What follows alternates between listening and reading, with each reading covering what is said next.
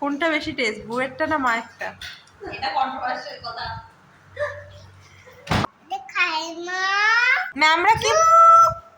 ম্যামরা কি বলেছে? করে কান্না করছিলি? আর কে কাঁদছিল? আজকে তোমরা দুজন প্রথমবার এসছো, কেমন লাগছে? আমি আর মিতা তো এসছিলাম আগের বার। চন্দ্রা নানপুরি খাবে বলছিল। সবাই না গেলে আমি কি করে খাই? যাবে, ও তো খেয়ে দিয়ে এসছে। আমি কি খাওয়ার জন্য আমাকে কোনো হ্যাঁ না বলতে, আমি সবসময় রেডি। কেমন আছো সবাই? নিশ্চয়ই খুব ভালো আছো। আমিও খুব ভালো আছি। আজকে সকালে মেয়েকে স্কুলে দিতে এসে তারপর ব্লগটা শুরু করছি। মেয়েকে স্কুলের ভিতর ঢুকিয়ে দিয়েছি আর আমরা বাইরে মায়েরা বসে আছি। এই দেখো স্কুলের পাশেই একটা বাড়ি, সেই বাড়ির কাকা ওদের উঠানে আমাদের বসতে দিয়েছে। এখানে আমরা টুল পেতে বসে আছি। আর বাইরে তো খুবই গরম হচ্ছিল, রোদ ছিল, তাই জন্য আমরা এখানেই গাছের ছাওয়ায় বসার জন্য আসলাম। আর এখানে আমাদের হাসাহাসি গল্প এইসব চলছে। এখন ওদের স্কুল টাইমিংও বাড়িয়ে দিয়েছে। আগে 1 ঘন্টা ছিল, এখন 2 ঘন্টা হয়ে গেছে। একটা জল খা বাবা, একটা জল খা। বসো, এখানে বসো, শাইনের পাশে বসো। তো বাড়িতে ঢুকে শায়নাকে ফ্রেশ ট্রেশ করিয়ে এই যে কিছু কচু পাতা বেশ ধুয়ে আমি কেটে কেটে পরিষ্কার করে এই টিফিন বাটিতে রেখে দিলাম। এটা দিয়ে রাত্রে একটা রেসিপি তোমাদের দেখাবো। আর এদিকে আমাদের রান্না হয়েছিল আম দিয়ে টক ডাল, পটল ভাজা, ঢ্যাঁড়স ভাজা, আর এই সেদ্ধটা মা মেখে রেখেছিল, ভেবেছিল আমি হয়তো এসে ভাত খাবো। আর এখানে হয়েছিল ইলিশ মাছের ঝোল। আর দুবেলার ভাতও না একসাথেই করে রাখি, দেখো 2টো বাটিতে করে রেখেছি। একটা বাটি ফ্রিজে ঢুকিয়ে রাখবো ঠান্ডা হয়ে গেলে। তো আমি তো ভাত খেলাম না, মা একটা ডিম সেদ্ধও করে রেখেছিল, কিন্তু আমি ভাবলাম একবার লাঞ্চেই খাবো, ওই জন্য আমি ঘোল আর 2টো খেজুর খেয়ে নিলাম। তারপরে লাঞ্চটা একটু তাড়াতাড়ি করে নিলাম কারণ খিদেও পাচ্ছিল। সকালে ওই দুধ মুড়ি খেয়ে বেরিয়েছিলাম। তো স্যালাডে একটু শশা কেটে নিলাম, টমেটোটা নিয়েও আবার রেখে দিলাম। ভাবলাম এখন টমেটোর যা দাম, এই কদিন আগেও দেখো 60 টাকা ছিল, এখন আবার 120 টাকা হয়ে গেছে। তাই ভাবলাম যে থাক, তরকারিতেই খাবো আর টমেটো ছাড়াই স্যালাড খাই। তো মোমোকে তো আগেই স্নান টান করে ফ্রেশ করে দিয়েছিলাম আর ওর খাওয়ানো হয়ে গেছিলো। তারপরে ও একটু ঘুমিয়েছিল। তারপরে ঘুম থেকে উঠে দেখো ওর সাথে আমি খেলছিলাম। এটা দেবে আমায়? এই যে বল খেলছিলাম ওর সাথে, আরও খুব মজা পাচ্ছিল। কি করব বলো, বাড়িতে কোনো খেলার সঙ্গী নেই, তাই জন্য আমি খেলি ওর সাথে। কারণ বাচ্চাদের কি অল টাইম মানে কিছু না কিছুতে এনগেজ থাকতে হয়, ওরা ওই রকম তো আর বসে থাকবে না এক জায়গায় চুপচাপ। তাই ওদের সাথে এই খেলাধুলা এইসবের মাধ্যমেই ওদেরকে এনগেজ রাখতে হয়, তাই না? আর ও কিন্তু খুব এনজয় করছে, দেখো বল খেলাটা। ওদিকে যাবো? আচ্ছা না ছোড়ো।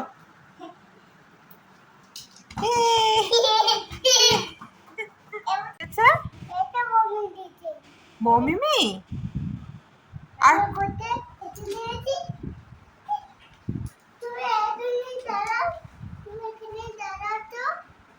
তুমি এদিকে আসো তো, ওখানে দাঁড়াবো। এইটা দেখ তো, এটা কলিফ্লাওয়ার। কলিফ্লাওয়ার খায়? ও তুই খেয়েছিস কলিফ্লাওয়ার? কিভাবে? এরকম এরকম করে কলিফ্লাওয়ার খেয়েছিস? এটা খায়? আজকে কি শেখালো স্কুলে? আজকে স্কুলে কি বলেছে ম্যামরা কি বলেছে? তাই?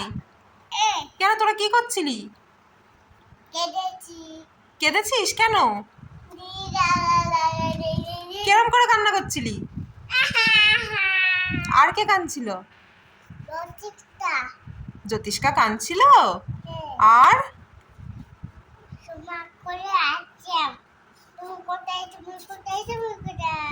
এরকম বলছিলে তুমি যে আমি কোথায়?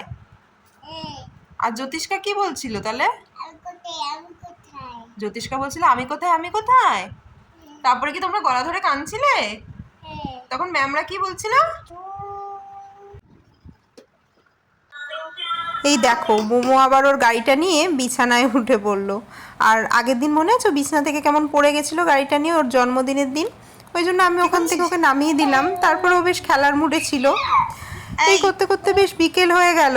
তো বিকেল হয়ে যাওয়ার পর আমি ভাবলাম যে রাতের ডিনারটা বানিয়ে ফেলি। ওই জন্য দেখো এই প্রেসার কুকারে একটু জল দিয়ে আর এই কচু পাতাগুলো দিয়ে আর লেবুর রস দিয়ে আমি নুন দিলাম একটু, তারপরে 2 থেকে 3টে সিটি দিয়ে দেবো। জামাটাকে বাটির মধ্যে ঢুকিয়েছিস কেন? কি হবে এটা দিয়ে? জামা রান্না করবি? এই জামাটা কড়াইয়ের মধ্যে ঢেলে দিলি, আবার বাটির মধ্যে তুলে নিচ্ছি, জামা রান্না করবি? দেখেছো মোমো সবসময় কিছু না কিছু কাজকর্ম করতেই থাকে।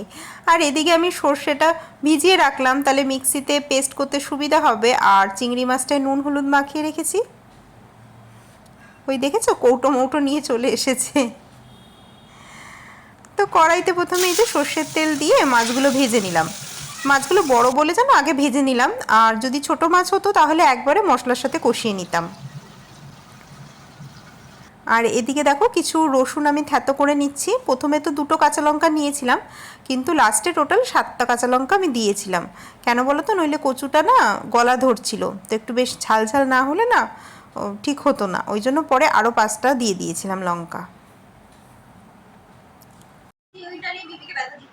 কি করছো? কেন কেন? হাতটা দাও, ব্যথা দিই না ভাই তোমার।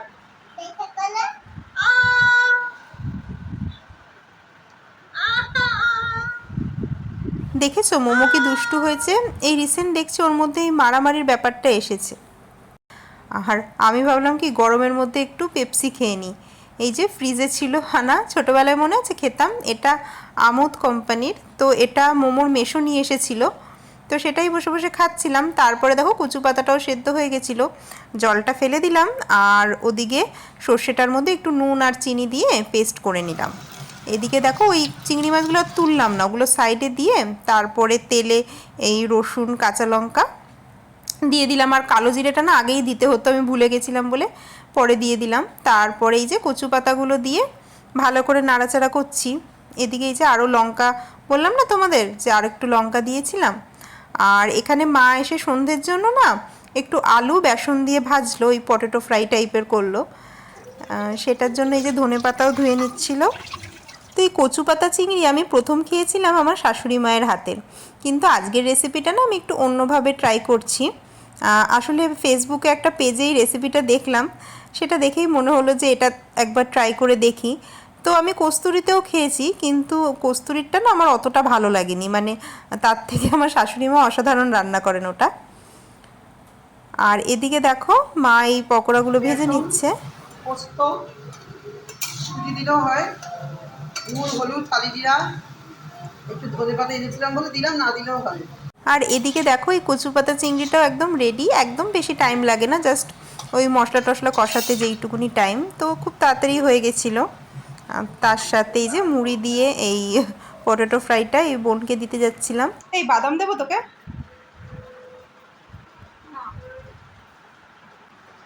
তুমি খাবে? দাঁড়াও, এটা গরম খুব। কি বার করছিস সব? তো আমি বললাম না যে সকালে মা একটা ডিম সেদ্ধ করে রেখেছিল আমার জন্য, সেটা তো আর সকালে খাইনি, ওইটাই এখন গরম করে খাচ্ছি। আর সাথে একটা ব্রেড নিয়ে নিয়েছি। আর ভাবলাম যে তাহলে এখন ব্রেডটা দিয়েই কচু পাতা চিংড়িটা খেয়ে দেখি কেমন হয়েছে। আমি মাঝে মাঝেই এমন অদ্ভুত অদ্ভুত সব কম্বিনেশন ট্রাই করেই থাকি।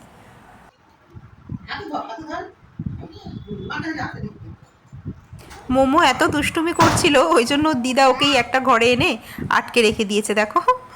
আর এসে এখন এই যে দিয়ে গেল এটা। তো আমিও তাই ওর সাথেই বসে আছি এখানে, ওকে একা একা তো আর রাখতে পারবো না। এটা সিঙ্গারা না বাবা, এটা পটেটো ফ্রাই। তো এই সন্ধেবেলা হালকা টিফিন টিফিন খাওয়ার পর্ব মেটার পর এই মোমোকে নিয়ে বসেছিলাম, ওর সাথে একটু টাইম স্পেন্ড করলাম, ভালোই লাগছিল। তো এই যে ডিনার টাইমে ওর বাবা খেতে বসেছে, তো এখন দেখা যাক কি বলে, কেমন হয়েছে খেতে, কি এক্সপার্ট কমেন্ট করে। আর এটা একটু অন্যরকম ভাবে করলাম আজকে, তাই জিজ্ঞেস করছি। কচু পাতা চিংড়ি ঘরে যেরকম খাই তার থেকে একটু আলাদা আছে। হ্যাঁ সেটাই তো, ডিফারেন্সটা কি বুঝতে পারছো সেটাই তো জিজ্ঞেস করছি। একটু ঝাল ঝাল বেশি, সর্ষেটা বেশি আছে। সর্ষেটা বেশি। আর খেতে কেমন হয়েছে? খেতে ভালো, টেস্টি। কোনটা বেশি টেস্ট, বউয়েরটা না মায়েরটা? এটা কন্ট্রোভার্সিয়াল কথা। আমি তো একটু এমনিই মজা করছিলাম ওর সাথে, আর বেচারা ফেসে গেছে। দুটোই আলাদা রকম খেতে। শাশুড়ির রেসিপি আলাদা আর বউয়ের রেসিপি আলাদা, দুটোই ভালো খেতে। তাই হুম। তো চলো আমিও এবার খেয়ে দেখি। আমি সন্ধ্যাবেলা ব্রেড দিয়ে খেয়েছি, এখন ভাত দিয়ে খাবো। তো বেশ একটা ডিপ্লোম্যাটিক অ্যান্সার দিয়ে দিল, ওকে কিছুতেই হারানো যাবে না। রেসিপিটা দেখেছি সেটাই, তোমার রসুন আর কাঁচা লঙ্কা দিয়েছে, মানে সেটা একটা পেজ, পেটুক ডায়েটিশিয়ান, সেই ডায়েটিশিয়ানটা পেটুক, বুঝলে? সে এইরকম বিভিন্ন রেসিপি দেয় একটু হেলদি ওয়েতে। আর কচু পাতা চিংড়িটা কিন্তু ভালোই হয়েছিল জানো তো, এতগুলো যে কাঁচা লঙ্কা দিলাম কিন্তু কোনো ঝাল টাল লাগছিল না অতটা, কারণ এই কচু টচুর রান্না একটু ঝাল না দিলে আবার গলাও ধরবে। আর কাঁচা লঙ্কা দিয়েই রান্নাটা করলাম, শুকনো লঙ্কা আর ইউজ করিনি। তোমরা যদি চাও তো ফোড়নের সময় শুকনো লঙ্কা একটা দিতে পারো। তো আজকের ব্লগটা এখানেই এন্ড করছি। তোমরা অবশ্যই জানিও কেমন লাগলো ব্লগটা। সবাই খুব ভালো থেকো, টাটা।